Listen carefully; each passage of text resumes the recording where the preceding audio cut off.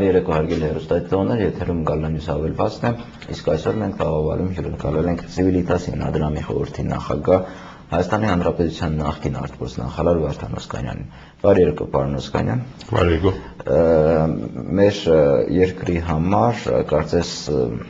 այս ժամանակահատվածը, ասպես ասած, օրհասական ժամանակահատված է կապված մեր արտաքին մարտահրավերներով, որոնց թվին դասվում են հայ-թուրքական հարաբերությունների կարգավորումը եւ Արցախի հակամարտության կարգավորումը։ Ես կուզենայի մեր զրույցը սկսեինք հենց հայ-թուրքական հարաբերությունների կարգավորման գործընթացին գնահատականներ տալով։ Շատերը գտնում են, որ այս փուլում արդեն հայ-թուրքական այդ կարգավորման գործընթացը, որը սկսվեց 2008 թվականին, երևի այդպես մոտավորապես, արդեն իսկ տապալվեց 2010 թվականին։ Մյուսների կարծիքով դեռ ամեն ինչ արժևում է, դեռևս ակնկալիքներ կան, որ ինչ-ինչ գործընթացներ տեղի կունենան եւ ի վերջո սահմանը կբացվի։ Դուք որպես Հայաստանի նախկին արտգործնախարար, ինչպիսի գնահատական կտայիք դիվանագիտական այս 2 տարվա գործընթացին։ Տենիկ նախ ասեմ, որ ես չեմ հավատում, որ մեր ժողովրդի եւ երկրի համար օրհասական են այս երկու խնդիրները, այսօր առավել օրհասական է, ես կարծում եմ մեր տնտեսական վիճակը, ներսում երկրի վիճակը եւ մեր ուշադրությունը լավ լիներ, որ իսկապես այդ խնդիրների վրա լիներ եւ ոչ թե հայ-թուրքականի, նույնիսկ ես կասեի ոչ նույնիսկ Լեռնային Ղարաբաղի։ Այդ երկու գործընթացները միշտ եղել են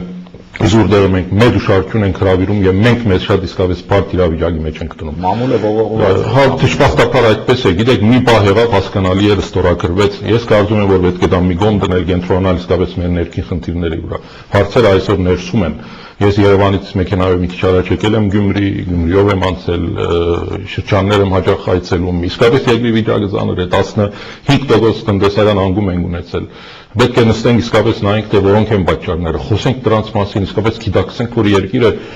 ինչ որ ճիշտ ուղու վրա չէ, ինչ որ խնդիրներ կան այստեղ, որ մենք պետք է իսկապես գիտակցենք եւ փորձենք դրանց լուծումներ տալ։ Լավ կլիներ, որ իսկապես մեր ուշադրությունը դրա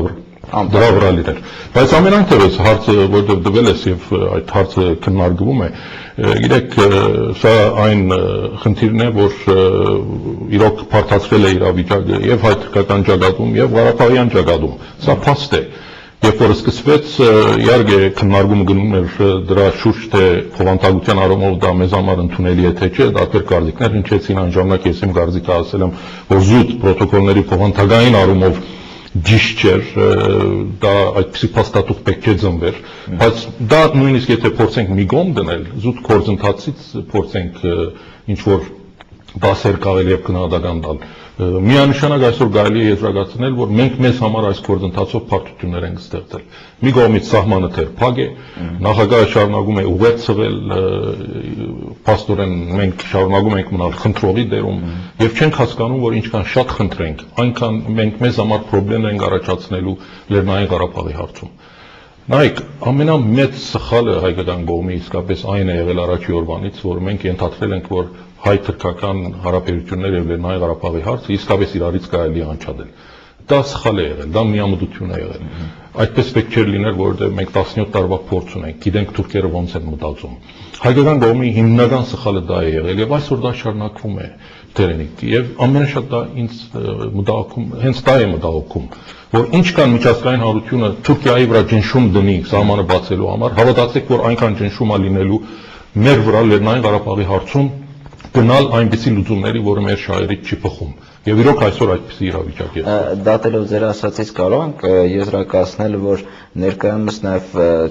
գրեթե ճգնաժամային վիճակի Արցախյան հակամարտության կարգավորման գործընթացում։ Նայեք, ես կարծում եմ, որ այո, Սոչիի հանդիպումը թադելով այն մեկնաբանությունները, որ եղան, եւ առավել խորքային նայելով այն ինչ որ ադրբեջանական կողմն է ասում, որովհետև նրանք մի քիչ ավելի շատ են խոսում, քան հայկական կողմը, կարծեք թե իսկապես գործընթացը փակուղի է մտել եւ մեզ համար կարծեք թե սեղանի վրա այնքան էլ բարենպաստ ինչ որ առաջարկ չկա, այնպես որ բնական է սա, հաշվի առնելով հայ-թուրքական գործընթացը, ինչքան մենք ուզենանք հայ-թուրքականում ինչ որ հաջողության հասնել, ճակերտավոր, այսինքն հասնել սահմանի բացման, թուրքական կողմի այդ պրոտոկոլների վավերացման, հավատացեք, կասկած չունենաք, որ նույնքան շատ ճնշում է լինելու հայկական կողմի վրա ընդունել Ադրբեջանը բաստ բանացև, որովհետեւ կարողանան այդ հավասարակշռությունը պահել եւ միջազգային հանրության համար ինչքան էլ նրանք հայտարարեն, որ սրանք երկու տարբեր գործընթացներ են գոհացնելու համար հիմնականում հայկական կողմին, նրանց մտքում այս երկուսը իրար հետ շալգապված են։ Եվ միջազգային հանրությունը իսկապես կուզենա տեսնել տարածաշրջանում ամբողջական լուծում, հայ-թուրքական հարաբերությունների նորմալացում եւ Լեռնային Ղարաբաղի հարցի կարգավորում։ Այս երկուսը նրանց մտքում շալգապված։ Այսինքն Ռուսաստանի վարչապետ Պուտինի կամ Գորդոնի հայտարարությունները Միացյալ Նահանգներից, որ այս երկու գործընթացները այդքան էլ փոխկապակցված չեն կամ կապված չեն, այդքան էլ լուրջ չպետք է ընդունենք մենք։ Նայեք, ես չասեմ լուրջ չընդունել կամ ընդունել, բնական է որ այդպես պետք է ասվի։ Եթե նայեք ճիշտ ինչ է ասվում, շատ զգուշ է ասվում, որ այդ երկուսը ոչ թե իրար հետ չեն կապված, այլ պետք է իրար հետ չպայմանավորել։ Դա չի նշանակում, որ այդ երկուսը զուգահեռ չեն կարող ընթանալ։ Այսինքն զուգահեռ ընթանալը եւ իրար հետ չկապված լինելը մոտավորապես նույն բաներն են։ Կարելի է ասել զուտ քաղաքական նկատառումներից իրելով իրար հետ չկապված չեն, բայց ավելի նպատակահարմար է ասել, որ զուգահեռ այդ երկու գործընթացները պետք է գնան եւ բոլորը դա են ասում։ Այնպես որ այսպիսի բարդ իրավիճակ է ստեղծվել հենց հայ-թուրքականի process-ի արդյունքում։ Ձեր կարծիքով այն կանխատեսումները, որ Արցախյան հակամարտությունը շուտապույտ լուծում պետք է ստանա, դրանք իրատեսական են։ Նայեք, իրատեսական չէ, Արցախյան այդ գործընթացը իր նորմալ հունի մեջ պետք է թողել։ Արհեստական առաքացումները մենք տեսանք, որ դրական բաների չեն կարող բերել։ Հայ-թուրքականն էլ առաքացված process էր, արհեստական ժամկետների տակ առաջ եկած փաստաթուղթ էր։ Եվ այսօր մենք տեսնում ենք, որ այդ փաստաթուղթը իր փոխանցության պատճառով ոչ միայն հարցը չի կարգավորում, առավել նոր բարդություններ է ստեղծում հայերի եւ թուրքերի միջեւ։ Նայեք, եթե այս process-ը տապալվի, իսկապես շատ դժվար է լինելու հաջորդներին փորձել այդ հարաբերությունները կարգավորել, որովհետեւ խոցելի կետերը արդեն ակնհայտ դարձան։ Հաջորդները, որ պետք է նստեն եւ նոր պրոտոկոլ կազմեն դիվանագիտական հարաբերությունների հաստատման սահմանի բացման, արդեն թուրքական կողմը ասելու է, գիտեք ինչ, մենք մեր դասը սովորեցինք, չէ, այնտեղ Գարսն էլ պետք է նշվի, Ղարաբաղն էլ պետք է նշվի, ցեղասպանությունն էլ ճակետներով պետք է նշվի,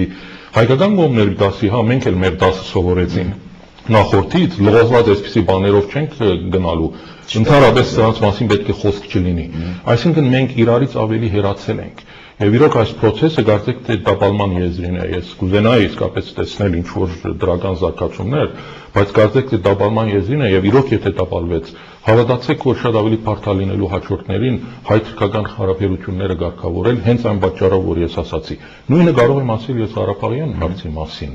Հայ-թուրքականը նաեւ բարդացրեց Լեռնային Ղարաբաղի հարցի լուծումը։ Այսօր նույնիսկ չագերտավոր ամմեղ, ասեմ, զիջումը, որ հայկական կողմը նախկինում եթե պատրաստ էր անել, այսօր եթե դա փորձի անել, եւ հայ-թուրքականը այսպես